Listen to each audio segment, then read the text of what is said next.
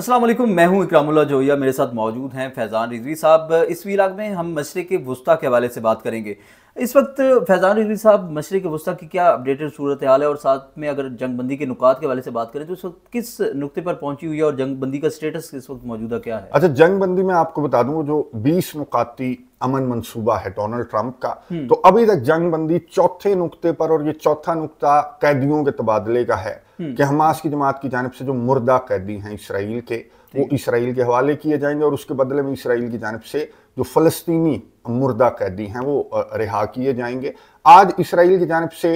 54 जो फलस्तीनी कैदी हैं उनकी लाशें हवाले की गई हैं। उसी तरह की रिपोर्ट सामने आई कि इनकी जानिब से जो तशद्दुद किया जाता है, तो तशद्दुद के जो निशानात हैं वो उन डेड बॉडीज के ऊपर आज भी इस तरह से इंटरनेशनल मीडिया रिपोर्ट कर रहा था। जहां तक ताल्लुक है इसराइली कैदियों की लाशों का, तो हमास की जानिब से मैंने आपको बताया था कल तक जो सूरत हाल थी, आज भी वही सूरत हाल है। हमास की जानिब से जो इसराइली कैदियों की 15 इसराइली कैदियों की लाशें दी जा चुकी हैं, 13 इसराइली कैदियों की लाशों की तलाश अभी भी जारी है। आज कोई लाश हमास की जानिब से, आज वो दिन है कि कोई लाश हमास की जानिब से इसराइल के हवाले नहीं की गई। और हमास की जमात ने वजह ये बताई कि जी राफा बॉर्डर इनकी जानिब से बंद किया गया है, जो हैवी मशीनरी है, बुलडोजर वगैरह हैं, वो एंटर होने की इजाज़त नहीं दी जा रही। तो ये वजह है कि हमास की जमात जो है वो 13 मजीद लाशें ढूंढने में उनको मुश्किलात का सामना जो है वो करना पड़ रहा है। जहां तक ताल्लुक है जंग बंदी के स्टेटस की आप बात कर रहे हैं, तो आज मैं एक रिपोर्ट देख रहा था अल जजीरा के ऊपर,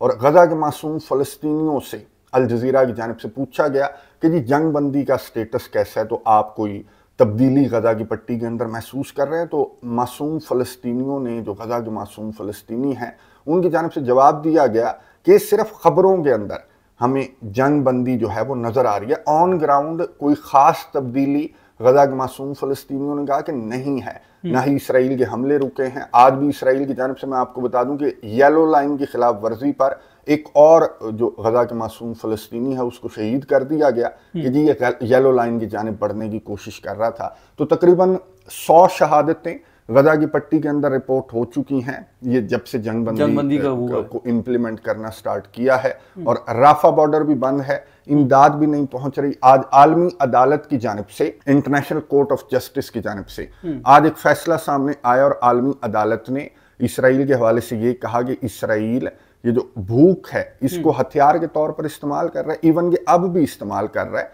और आलमी अदालत ने भी कहा कि राफा बॉर्डर खोल दो, और इसराइल की जानिब से राफा बॉर्डर नहीं खोला जा रहा, हालांकि मुआहदे के अंदर भी है कि राफा बॉर्डर खोल दो। तो ऑन ग्राउंड इतनी कोई खास तब्दीली गजा के मासूम फलस्तीनी महसूस नहीं कर रहे। राफा बॉर्डर भी बंद है, इमदाद भी नहीं आ रही, और जो शदीद जख्मी हैं, 15,000 शदीद जख्मी, उनको फौरी तौर पर गजा से, फलस्तीन से या तो इजिप्ट में या जॉर्डन में मुंतकिल करने की ज़रूरत है। लेकिन इसराइल की जानिब से उनको मुंतकिल करने की भी इजाज़त नहीं दी जा रही कि यहाँ पर तड़प तड़प कर तुम शहीद हो जाओ। लेकिन हम राफा बॉर्डर तब तक नहीं खोलेंगे जब तक हमास की जानिब से तमाम के तमाम जो कैदियों की लाशें हैं वो इसराइल के हवाले नहीं कर दी जाएंगी। ना सिर्फ गजा की सूरत हाल तो मैंने आपको बता दी, जो मगरबी किनारा है, जो वेस्ट बैंक है, वहां की सूरत हाल मैं आपको बता दूं, इंटरनेशनल मीडिया के इस तरह फोकस नहीं है। आज दर्जनों गिरफ्तारियां वेस्ट बैंक से अमल में लाई गई हैं इसराइल की जानिब से, और इसराइल की कनेसेट ने, ये खबर तो आपको सुर्खियों में नजर आएगी कि इसराइल की पार्लिमान ने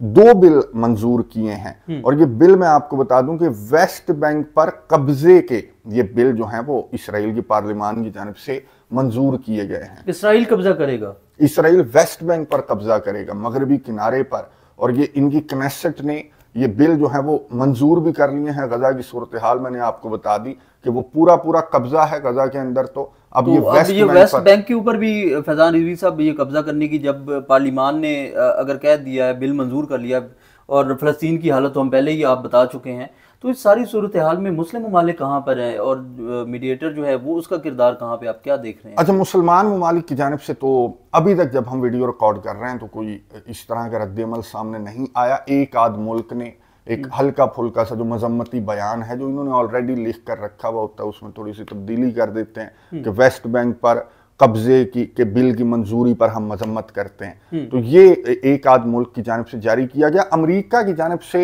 बड़ा सख्त रद्द-ए-अमल मैं आपको बता दूं कि सामने आया है। इंटरनेशनल मीडिया की सुर्खियों में है कि डोनाल्ड ट्रंप ने इसराइल को ये कहा कि अगर तुमने ये हरकत की, यानी कि मगरबी किनारे के ऊपर अगर तुमने कब्जा किया या इस तरह के बिल तुम्हारी जानिब से मंजूर किए जाते रहे तो फिर अमेरिका की हिमायत खत्म समझो। और जो जेडी वैंस है जो इसराइल आया हुआ भी था, मैंने आपको बताया था, तो जेडी वैंस ने कहा कि ये तो मेरी तौहीन है, क्योंकि इस दौरे के दौरान जो बिल पास हो रहा है, ये कनेसेट का इजलास बुलाया, जेडी वैंस आया हुआ था। और जेडी वैंस क्यों आया हुआ था? इस जंगबंदी मंसूबे पर अमल दरामद को आगे बढ़ाने के लिए आया हुआ था। और इस जंगबंदी मंसूबे के अंदर है कि वेस्ट बैंक जो है वहां पर इलीगल सेटलमेंट्स भी इसराइल ने खत्म करनी है। और यहां पर ये कनेसेट जो है वो बिल पास कर रही है कि जी वेस्ट बैंक पर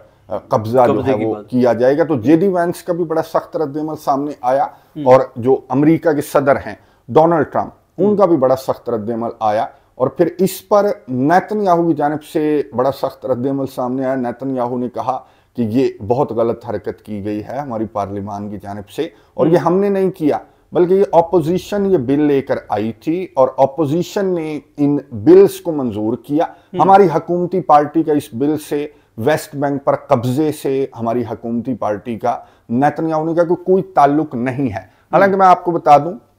और ऑपोजिशन के जो लीडर्स हैं वो भी इस जानिब इशारा कर रहे हैं कि आज इसका जो हुकूमती वजीर है तो नेतन्याहू की पार्टी का नहीं है, बल्कि इत्तेहादी पार्टी का है, ये सहूनी पार्टी का है जो स्मोट्रिच है। इसकी जानिब से आज एक बयान सामने आया और इसने सऊदी अरेबिया को मुखातिब करते हुए स्मोट्रिच की जानिब से ये कहा गया कि जी अगर सऊदी अरेबिया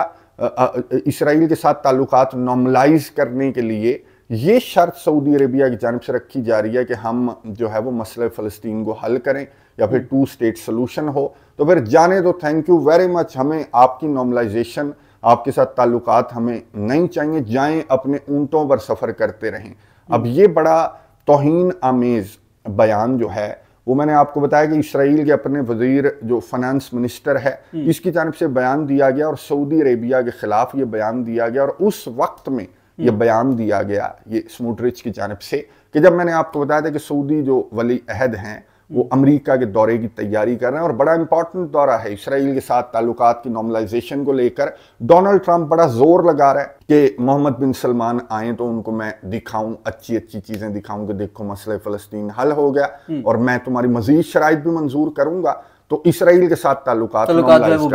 और यहाँ पर जो नेतन्याहू का वजीर है वो खड़े होकर सऊदी अरेबिया के खिलाफ इस तरह की बातें कर रहा है कि जाओ तुम्हारे साथ ताल्लुकात नॉर्मलाइज नहीं करने और ऊंटों पर सफर करते रहो, ऊंटों की सवारी करते रहो। यानी कि ये कहना चाह रहा था कि इसराइल जो है वो बड़ा प्रोग्रेसिव है और सऊदी अरेबिया जो है वो अभी तक जो है वो ऊंटों की सवारियां करते हैं और ये इनको इसराइल के साथ ताल्लुकात नॉर्मलाइज करके इनको प्रोग्रेस करने की, तरक्की करने का इनको कोई शौक नहीं है, तो जाओ फिर ऊंटों की सवारी करते रहो। हालांकि जो मैं आपको बता दूं कि जो ऑपोजिशन के लीडर्स हैं, अब ऑपोजिशन के बिल्स पर हुकूमत की जानिब से तनकीद की गई कि हमारा इन बिलों से कोई ताल्लुक नहीं है, और इस बयान पर जो ऑपोजिशन के लीडर्स हैं, याइर लपीड है, बेनी गांट्स वगैरह हैं, इनकी जानिब से ये कहा गया कि ये इस तरह का नॉन सीरियस किस्म का जो बयान हुकूमती वजीर की जानिब से दिया गया, इस वक्त में दिया गया कि जब सऊदी अरेबिया और इसराइल के ताल्लुकात की नॉर्मलाइजेशन की कोशिशें कर रहे हैं डोनाल्ड ट्रंप, तो इस पर बड़े आड़े हाथों लिया। जो अपोजिशन के लीडर्स हैं उन्होंने नेतन्याहू और नेतन्याहू के वुज़रा को आड़े हाथों लिया कि इसको थोड़ा सा लगाम डालो भाई अपने वजीर को कि सऊदी अरेबिया के हवाले से इस तरह की बातें क्यों कर रहे हैं। हालांकि इसराइल के अंदर इस तरह के बैनर्स वगैरह भी आवेज़ा किए गए कि सऊदी अरेबिया और जो इसराइल है उसके ताल्लुकात के लिए वी आर रेडी, तो इस तरह के बैनर्स आवेज़ा किए जा रहे हैं, कोशिश की जा रही है कि सऊदी अरेबिया के साथ ताल्लुकात नॉर्मलाइज कर लिए जाएं। और ये जिस पावर पर ये अकड़ रहा है इसराइल का वजीर, तो इसराइल की जो अथॉरिटीज़ हैं उन्हें पता है कि सऊदी अरेबिया जो है वो इस तरह की पावर, और अब तो सऊदी अरेबिया का पाकिस्तान के साथ मुआहिदा हो गया, तो उसको लेकर भी जो वुज़रा हैं, जो नेतन्याहू है, जो अपोजिशन लीडर्स हैं, उनको रियलिटी मालूम है कि सऊदी अरेबिया को हम नहीं छेड़ सकते, क्योंकि सऊदी अरेबिया के अब पाकिस्तान के भी साथ भी ताल्लुकात हैं और अमेरिका सऊदी अरेबिया के इसराइल के साथ ताल्लुकात नॉर्मलाइज करवाने के चक्कर में है। तो अब जो अमेरिका है, अभी तक तो जब हम वीडियो रिकॉर्ड कर रहे हैं तो अमेरिका का कोई रद्द-ए-अमल सामने नहीं आया, लेकिन अमेरिका का वो जो वेस्ट बैंक वाले बिल्स हैं उनसे भी ज़्यादा सख्त रद्द-ए-अमल अमेरिका की जानिब से सामने आएगा, जो सऊदी अरेबिया के खिलाफ इस तरह की बातें नेतन्याहू के वुज़रा की जानिब से की जा रही हैं, तो इस पर थोड़े घंटों हमें इंतज़ार करना पड़ेगा। अमेरिका की जानिब से सख्त रद्द-ए-अमल सामने आएगा और अमेरिका इनको शट अप कॉल देगा, क्योंकि अरब कंट्रीज के साथ कतर, सऊदी अरेबिया, मुत्तहिदा अरब अमारात वगैरह के साथ जो अमेरिका है उसके बड़े अच्छे ताल्लुकात हैं। और कतर के ऊपर स्ट्राइक्स को लेकर भी डोनाल्ड ट्रंप ने अभी रिसेंटली इंटरव्यू के दौरान कहा कि कतर के ऊपर स्ट्राइक्स जो हैं वो इसकी बड़ी गलती थी नेतन्याहू की, और यही वजह है कि हम इस जंग को बंद कर रहे हैं और इस जंग बंदी पर हम जो अमल दरामद है वो हमारी जानिब से यकीनी बनाया जाएगा। यानी कि अपने तीरों का रुख इसराइल अगर ईरान की जानिब रखे तो फिर तो ठीक है, अमेरिका को हजम भी होंगे, ना सिर्फ हजम होगा बल्कि अमेरिका सपोर्ट भी करेगा, साथ भी देगा। तो ये सऊदी अरब और अरब कंट्रीज नहीं, सिर्फ ईरान की जानिब अपने तीरों का रुख जो है वो अमेरिका की जानिब से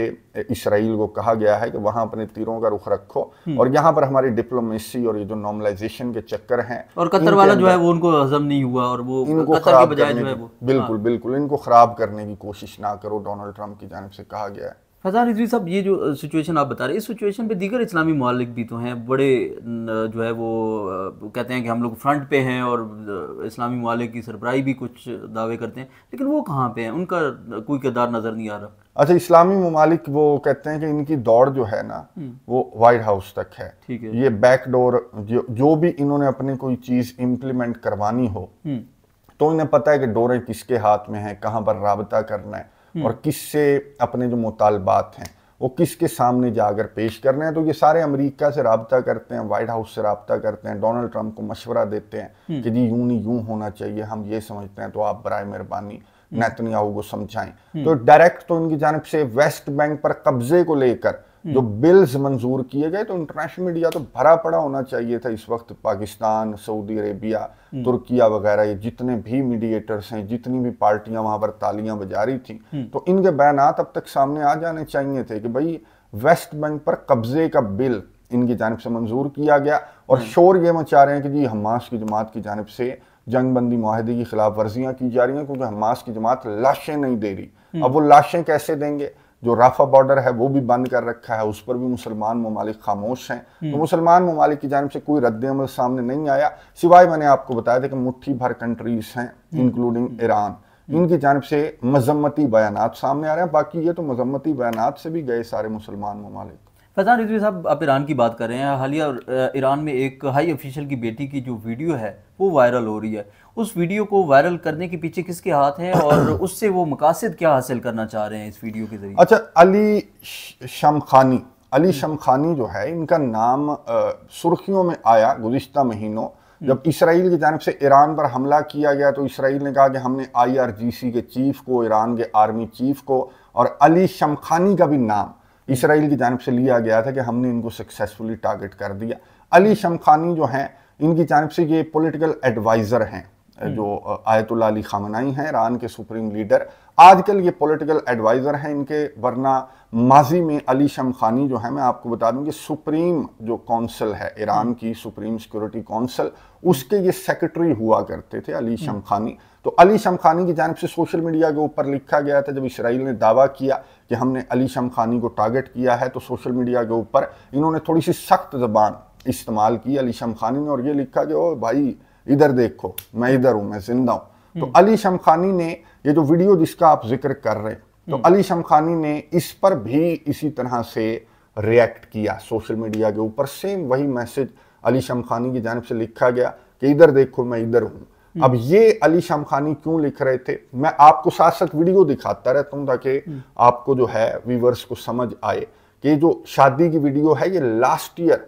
अप्रैल में, गालिबन अप्रैल 2024 में अली शमखानी एक अपनी बेटी को लेकर आ रहे हैं, बेटी की शादी है और वेस्टर्न लिबास बेटी ने जो है वो पहन रखा है। तो ये वीडियो वायरल हो रही है और अब 1 साल के बाद मैंने आपको बताया कि लास्ट ईयर इसकी शादी थी इनकी बेटी की, और वो अली शमखानी लेकर आ रहे हैं और वेस्टर्न लिबास पहना हुआ है। जो ईरान के सार्फिन हैं वो बहुत ज़्यादा रिएक्ट कर रहे हैं इस वीडियो पर कि इतने स्ट्रिक्ट लॉज हैं ईरान के अंदर हिजाब को लेकर, लेकिन आम आवाम के लिए वो लिबास की रिस्ट्रिक्शंस हैं, तो एलिट्स के लिए क्यों नहीं है? अली शमखानी अपनी बेटी, और वो वीडियो मैंने आपको दिखाई है कि किस तरह के लिबास में वो बेटी जो है उनकी वेस्टर्न किस्म की, और वो बिल्कुल वेस्टर्न दुल्हन वो बनी हुई है, और ईरान और वहां पर जो भी खवातीन, दीगर खवातीन हैं, वो भी हिजाब की पाबंदी उन्होंने भी नहीं की हुई। और अली शमखानी, मैंने आपको बताया कि बड़े सीनियर ये ईरान के लीडर हैं, यानी कि जिसको इसराइल टारगेट कर रहा है, टॉप लीडरशिप है ना, जिसको इसराइल की जानिब से टारगेट करने की कोशिश की गई। और ये जो अमेरिका के साथ जो न्यूक्लियर मुज़ाकरात थे ईरान के, उनका भी हिस्सा थे अली शमखानी। और अली शमखानी जो ईरान के अंदर हिजाब लॉज के खिलाफ जो मुजाहरे हुए, तो अली शमखानी उसके खिलाफ सबसे बुलंद आवाज अली शमखानी की थी। और अली शमखानी की बेटी इस तरह का वेस्टर्न किस्म का लिबास, वेस्टर्न किस्म की शादी, तो ये वीडियो वायरल हुई और इस पर ईरानियों का बहुत ज्यादा रद्द-ए-अमल सामने आने लगा और बहुत ज्यादा वायरल है ये सोशल मीडिया के ऊपर, इंटरनेशनल मीडिया के ऊपर आप देखें तो वीडियो बहुत ज्यादा वायरल है, बहुत ज्यादा इसको डिस्कस किया जा रहा है। अब ईरान के ऑफिशियल्स का क्या रद्द-ए-अमल सामने आया, पहले मैं आपको बता दूं। ईरान के ऑफिशियल्स ने ये कहा कि ये बिल्कुल खवातीन का पोर्शन था, सारी खवातीन थी। अच्छा, उस वीडियो के अंदर भी आप देख सकते हैं कि जो कैमरा पर्सन है वो भी खातून है, जो वीडियो बना रही है, तस्वीर ले रही है, वो भी खातून है, सिवाय उनकी बेटी के शौहर के, जो कि स्टेज के ऊपर इंतजार कर रहा था, या फिर खुद अली शमखानी के अलावा कोई भी वहां पर कोई मेल नहीं है, कोई आउटसाइडर नहीं है। तो ईरान के ऑफिशियल्स ने ये कहकर इस वीडियो को जस्टिफाई करने की कोशिश की कि वो ये खवातीन का पोर्शन था और यहाँ पर जो अली शमखानी है या फिर उनकी बेटी का जो शौहर है, उनका जो दामाद है, उसके अलावा कोई भी नहीं था। तो इस पर इतनी ज्यादा हाइप क्रिएट नहीं करनी चाहिए। लेकिन रियलिटी आपको मालूम है कि ये वेस्टर्न, बिल्कुल वेस्टर्न ब्राइड बनी हुई है उनकी बेटी, और जिस तरह का लिबास है, तो अगर इस्लाम को देखें और जिस तरह से ईरान के अंदर जितने स्ट्रिक्ट लॉज हैं, चाहे वो आउटसाइड जाने के लिए हों कि जब आप बाहर जाएं तो सोसाइटी के अंदर आपने यूं हिजाब करना है, ये करना है, या आपके साथ कोई महरम आपके साथ होना चाहिए, लेकिन ये सारी चीजें जो ईरान के ऑफिशियल्स की जानिब से कही जा रही हैं तो जस्टिफाइड नहीं है। ईरान के जो सार्फिन हैं उनका गुस्सा जस्टिफाइड है कि ठीक है, खवातीन का पोर्शन था, जो भी था, बाप भी तो है ना साथ, लेकिन उसका जो वेस्टर्न ड्रेस है उसके ऊपर सबसे ज्यादा, वेस्टर्न ड्रेस के ऊपर, और फिर वालिद के साथ इस्लाम क्या कहता है कि आप इस तरह घूम सकती हैं जो बेटियां हैं। तो बहुत सारी बहस चल रही है खैर सोशल मीडिया के ऊपर। अली शमखानी का जो रद्द-ए-अमल सामने आया, अली शमखानी का मैंने आपको बताया कि उनकी जानिब से कहा गया कि वो अब्यूसिव लैंग्वेज उन्होंने इस्तेमाल की और इसराइल को बेसिकली वो मुखातिब कर रहे थे कि मैं इधर हूँ, मैं जिंदा हूँ। यानी कि वो ये कहना चाह रहे थे कि ये इसराइल ने जो ये वीडियो वायरल वेडिंग है उसकी वीडियो वायरल इसराइल की जानिब से की गई और क्यों की गई। ईरान के ऑफिशियल्स भी ये बातें कर रहे हैं वो क्या है कि ये मुजाहरे फूट पड़े ईरान के अंदर, आयतुल्लाह अली खामेनी के खिलाफ मुजाहरे फूट पड़े और ईरानियों को गुस्सा आ जाए, जो कि आ रहा है कि देखो अपने लिए क्या कवानीन है और तुम्हारे लिए क्या कवानीन है, कि माशा अमीनी जैसी जो खवातीन है उनको हिजाब ना करने की वजह से मार दिया जाता है ईरान की अथॉरिटीज की जानिब से। और एक खास इन्होंने फोर्स भी बनाई हुई है हिजाब लॉज को इम्प्लीमेंट रखने के लिए। तो आम आवाम के लिए तो ये लॉज हैं और अपने लिए जो कवानीन है वो मुख्तलिफ हैं। तो अली शमखानी ने इशारा किया इसराइल की जानिब, और जाहिर है कि इसराइल, आप अगर ईरान के अंदर जोर से पत्थर फेंकेंगे ना तो वो इसराइली स्पाई को ही जाकर लगेगा। इतने स्पाई, इसराइल हर तीसरा बंदा इसराइल का स्पाई निकला। ये जो ईरान और इसराइल की जंग हुई, फिर भी ईरान खड़ा रहा, लड़ता रहा, और इसराइल को ये अंदाजा हो गया, इसराइल को भी और अमेरिका को भी, कि इसके पास इतने तगड़े मिसाइल तो हैं। ईरान के पास खैबर शिकन जैसे मिसाइल इतने तगड़े हैं कि ना सिर्फ इसराइल की आयरन डोम फेल हो गई, बल्कि अमेरिका का जो third air defence system, one of the best in the world, वो भी फेल हो गया। तो ये जंग डोनाल्ड ट्रंप ने बंद करवा दी थी कि बहुत मारेगा ईरान, बहुत मुश्किल हो जाएगा, ईरान के पास बहुत मिसाइल है। तो ये जो स्ट्रेटजी है कि ईरान की का जो आयतुल्लाह अली खामेनी हैं, उनके खिलाफ ईरान ही से कोई मुजाहरे जो है वो फूट पड़े और ये आपस में लड़ पड़े। और ईरान के अंदर मैं आपको रियलिटी बता दूं कि इस तरह का बहुत ज्यादा है, जो हमने शादी के अंदर जिस तरह के मनाजिर देखे और जिस तरह की खवातीन थी, तो ईरान के अंदर बहुत ज्यादा, जाहिर है कि वो जो पहलवी वाले फॉलोअर्स हैं वो बहुत ज्यादा है ईरान के अंदर। तो वो ये मुजाहरे इस तरह से चिड़वाना, ये इसराइल के लिए बहुत ईजी ये कार्रवाई हो सकती है, जिस तरह की कार्रवाइयों के अंदर इसराइल मसरूफ भी है। Max Amini show